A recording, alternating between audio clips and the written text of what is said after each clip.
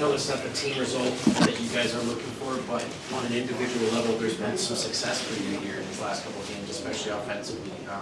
What do you attribute that to? Mindset, who you're sharing the floor with, whatever it may be? Yeah, I think I'm just getting a good amount of opportunity to do what I can do and just finding a little bit more comfort. My teammates are trusting me in positions to score and play make, facilitate, do a lot more on the offensive end. So, I'm just trying to be as consistent as I can in my role and, try to do what I can to help our team win.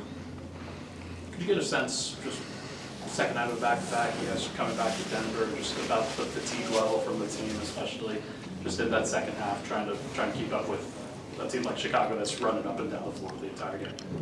Oh, yeah, it's definitely tough. I mean, we landed pretty late last night.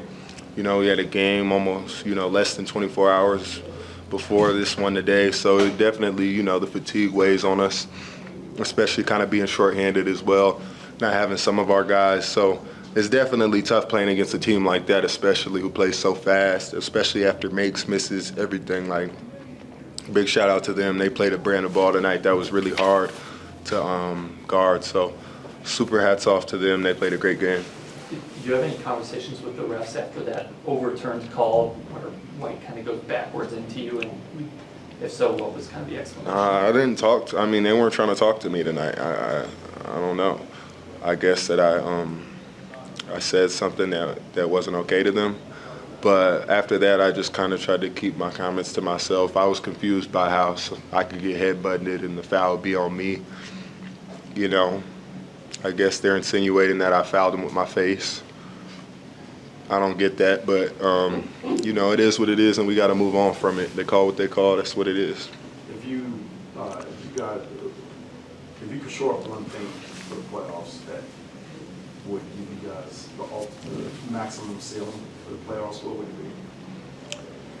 I think more than anything, and I think this is a league-wide thing, but I think it's going to be our health. Having as much depth as possible, having AG, who's played amazing all season, having Yoke, who's Yoke, and Jamal picking up his play as of recently.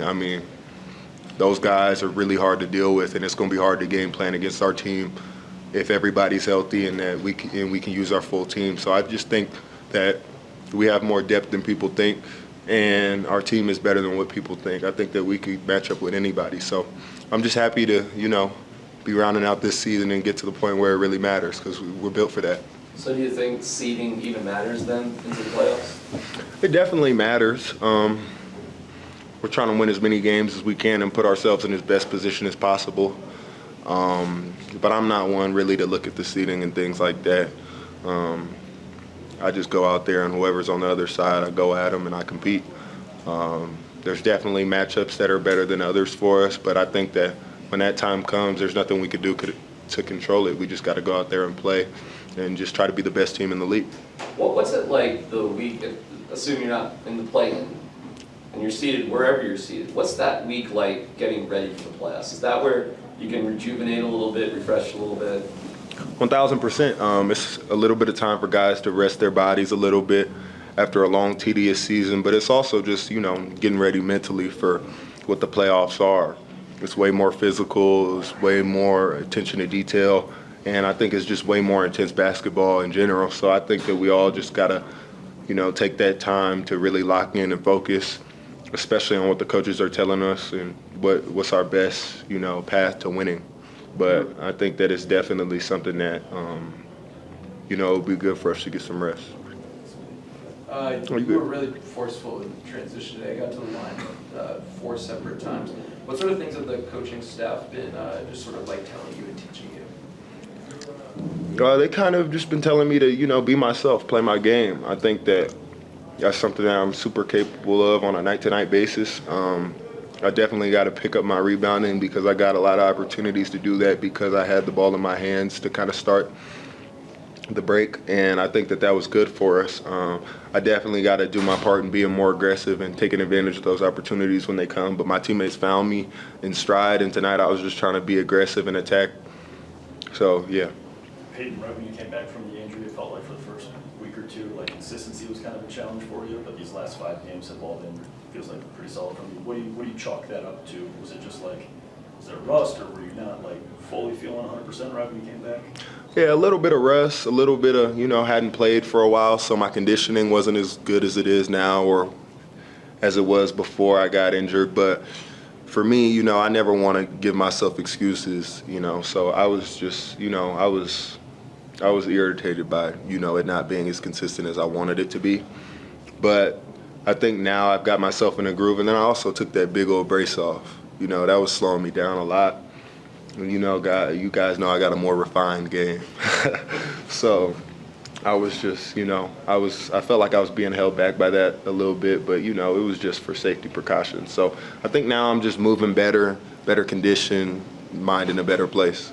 Your corner three-point numbers have been a lot more efficient than above the break this season. You hit a couple tonight, obviously, but I'm curious kind of what the mindset is in terms of attacking versus shooting in those different spots, if you're taking into account just kind of the spot on the floor with some of that, or if you're kind of gaining confidence a little bit above the break too right now.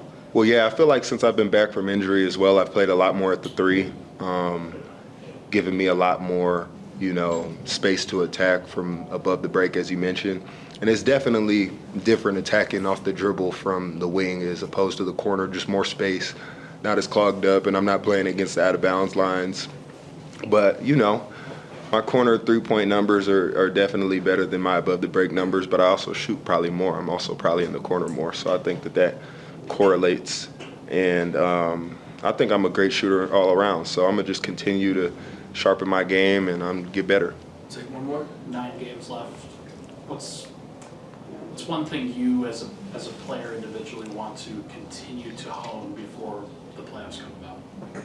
I think just continuing to be confident in my ball handling and my decision making. I think that I'm a really, really good facilitator for this team, especially when I get the ball and transition or in positions to attack. So I definitely want to be more confident in those areas and just kind of push the tempo and push the pace and get some guys some easier looks. We can't just live off of half-court sets and Jamal Murray and Joker being amazing, We got to get easy ones as well. So just being more confident as a facilitator and a ball handler and just, putting guys in position to win. But, it's hard to do on a team like this, being a young guy, but I'm trying my best and my teammates trust me. So I'm going to do all I can to do that.